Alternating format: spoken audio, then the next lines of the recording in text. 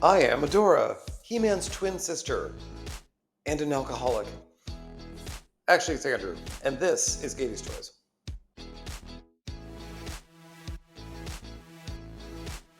Actually, Andrew, and I like my drinking problem very much, thank you. Today on MIA 80s Ladies, we're going to be going back to Shira, Princess of Power, and really more focusing on less so, prototypes that were never made, but more the characters from the cartoon that we wanted. So, without further ado, let's just get right into two of the most popular characters from Shira, Shadow Weaver and Scorpia.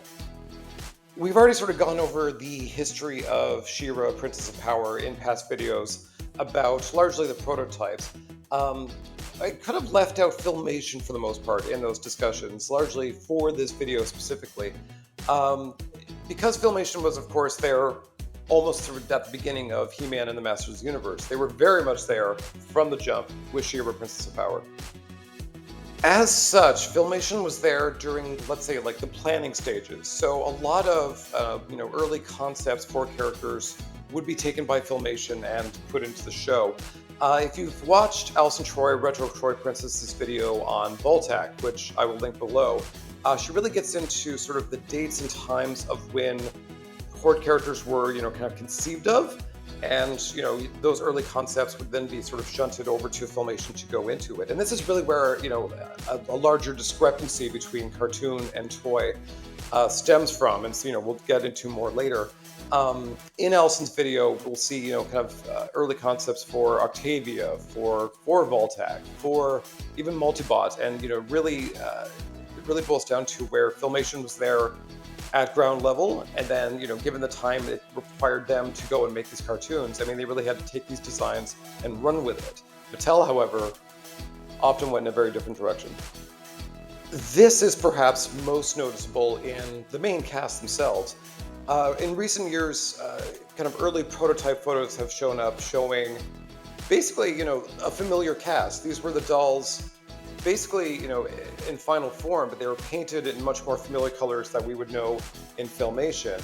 Filmation, of course, saw these early prototypes, and the theory is that they ran with that and designed all the characters based off of those early prototypes. However, Mattel took these two focus groups, and these little girls sort of said, we don't like these high contrast, more boys superhero looks for the girls. Could you go in a more, kind of softer pastel, high fantasy level? And that's where Mattel went. Filmation was already deep in the weeds in the cartoon, so this is really where the fork of the road began. Another thing to bear in mind to frame this whole conversation is that Filmation's deal, generally speaking, with Mattel is that they were sort of free to go do their own thing. The really only caveat was that whenever Mattel would create new characters, new vehicles, new toys generally, Filmation was very encouraged to include that, regardless how sloppily sometimes, in the show. It's also important to bear in mind when framing this whole conversation is that this pipeline was very one-way. Mattel would send their toys out to Filmation to clunkily put in the show. However, they were not, beholden to make toys of characters created for the show. And that finally brings us to two of the most popular characters in Shira lore, who Filmation made and Mattel did not. Those would be, of course, Shadow Weaver and Scorpia. We could also go into discussions about Octavia, Hunga the Harpy. There's some other characters that, I think would fit in this list, but I'm not going to give them dedicated videos. However, for Shadow Weaver, really was, kind of conceived of as the second in command of Hordak. She was, Adora's surrogate mother of sorts when Hordak kidnapped her and brought her to Etheria. Really like a very central figure throughout the cartoon, and very much, that kind of scheming witch archetype that Eva Lynn made so famous. The Shadow Weaver, like Scorpia, made her first appearance in the movie Secret of the Sword. She was very much a villainous, mysterious, great design character. She was someone who clearly, something was wrong with her face, and she wore this, cloak that blacked out her actual true visage. She had long flowing robes that bafflingly still, just hugged her boobs. That's the real sorcery. She was kind of further fleshed out throughout the series. We learned that she was from Mysticor, learning under the great magician Norwin, with her, let's say, rival Castaspella. However, when the Horde arrived, they promised her greater powers. should she, basically betray the Council of Kings, which she did, and she rose up the ranks real quick. To avoid pissing off your UK friends, please note that Shadow Weaver was not named. Her original civilian character was not named in the Shira cartoon, in that origin episode. The name Lightspinner came from a UK comic, which had a similar-ish origin for her. However, basically since then, the two have become married. So just know, Lightspinner's a UK creation. Shadow Weaver's original name was never developed, in the Filmation cartoon. As for Scorpia, there's probably a little less to tell here. I mean, she really was the muscle, the brute, someone, akin to Grizzlor, Leech, any of the kind of, just side henchman characters. Nevertheless, she had a great design. Just killer, pincers, long scorpion tail, eyeshadow, though it right to her forehead. I mean, just a ludicrous creature with a very low, gravelly voice, which you can appreciate. She, sort of ruled a desert plain from, a scorpion-shaped castle. I mean, there's a lot there. She had a rivalry with Catra. Fun character, one of my favorites. I mean, basically, she was really a lot more like, kind of style than substance, but very much someone who really, rose up in ranks of, most wanted characters that we never got. There doesn't seem to be any real evidence that Scorpia was even on the table, or was ever even developed by Mattel, or planned by Mattel. That said, there is enough evidence that, let's say, Octavia and certainly Shadow Weaver were, sort of in the mix early on. So again, if you go back to Alison Troy's video on Voltag, and I mean, her theory really seems to hold some water here, where those early sketches for Octopus Woman would go on to become Octavia. Likewise, there was a green-skinned witch developed around, again, July 1984. Certainly didn't look like, Shadow Weaver, but, the green skin, the witchiness, there were certainly building blocks there that Filmation went off in a different direction. So, of course, Mattel never actually went through with many of these concepts, but, the proof's in the pudding, let's say. There were, at least considered.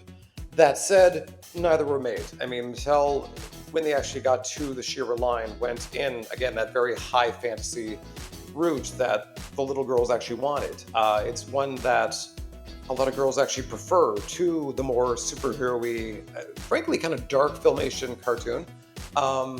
And so there is a bit of disparity there, kind of thing. But nevertheless, I mean, for those of us who watched the show, who loved the show, who really just, kind of really glommed onto it, I would say Scorpia and Shadow Weaver, far and away, are two of the, biggest characters from the cartoon that we really wanted. The final verdict here is pretty good, particularly for Shadow Weaver. Since Shira and the Princess of Power cartoon and Toyland ended, the rights of who owns what looks for what characters and what character are owned by what company, it's murky, and I'm not getting into it here, but it has really kind of fractured what the toy line, can do and can't do. And frankly, even the cartoon. So, I mean, really the first potential sign of these characters would have been in the Mike Young Productions 2002 He-Man series, the very kind of stylized anime series that, really kind of built up the lore in ways that are still being reflected today. Scorpia was not included in the, rare glimpses we got of the Horde. Likewise, Shadow Weaver, as an invention of Filmation, was not there. However, as sort of almost an homage, there were sort of legless floating Horde wraiths that popped up in a few episodes that were very much, kind of the spirit of Shadow Weaver without actually infringing on any legal rights. The next big thing to happen to He-Man, of course, was Masters of the Universe Classics, which ran for, probably over 10 years. There were, again, some legal rights on what characters could be done and couldn't be done, and again, very particularly what style they could be done. So there was a lot of, early hoopla about whether or not they could do Filmation versions of, Glimmer, Bo, all the Shira cast, but more importantly, the actual new characters that came from the cartoon specifically. That was solved, maybe, somehow, midway through, when they did announce they would be introducing Filmation characters in the Classics line. Shadow Weaver was the first, and quite really, the brass ring of the whole operation. I mean, so much so that she was the subscription exclusive that year, which is, it basically means that, for you to get the figure, you had to buy the subscription for the year. Shady, didn't love it, but didn't, because it was Shadow Weaver and I needed to have her. Likewise, Scorpia would follow very shortly afterwards. Octavia got a figure. Hunger the Harpy did not, despite being the fact, she was very high on most wanted lists, and still is, to be perfectly honest. Once Mattel ended the Classics line, Super 7 stepped in and sort of, took the reins, and they really sort of leaned in on a lot of Filmation characters. Again, doing another Shadow Weaver figure in, let's say, like a much more Filmation style, all new sculpt. Likewise, of course, she got slotted into their reaction line. Both of these characters, and Octavia, frankly, would actually get, a real glow-up in 2018 for Netflix's and DreamWorks' Shira and the Princesses of Power. This was a reimagining, let's say, and very much, kept in the very legal loops that they had to. The show introduced much different versions of these characters. I mean, Scorpia, I think, was probably the most similar. She was much more hulking, but I think that really, that design really kind of benefited for her. She was really one of my favorites on the show. Shadow Weaver was much more terrifying. She wore a mask instead of a hood this time. Very much in the kind of like Ursula school of voice acting. And was just a great character. And then the show's great. I mean, if you're someone who was like, the show's too gay, it's too woke, you're right, it is. However, it's still a great, satisfying story. So don't deprave yourself. Don't sit this one out. Mattel eventually did a doll line based off of the show. It was very short-lived, wasn't terribly expansive. So again, no Scorpia, but they did eventually get a Shadow Weaver in a Shira 2-pack that, likewise, it looks fantastic. It's a great figure, and you're starting to see a trend here where Shadow Weaver is kind of one-upping literally everyone else. Fast forward to now, the year of recording, 2025, it's Shira's 40th anniversary, and between Origins, Cartoon Collection, Masterverse, I mean, He-Man is everywhere. There is a lot of toy lines. Here's the thing, though. What they're doing with Shira specifically is very much what I call sort of the Transformers of it all, where outside of Hasbro, whenever a toy company gets a Transformers license, you think, wow, great, I'm going to get a Jazz, a Ratchet, an RC, a Galvatron, anyone. What you get is a Prime, maybe a Bumblebee, a Starscream, a lot of repaints on the 2, 3, and maybe a Megatron if you're lucky, and that's it. That's all you're getting.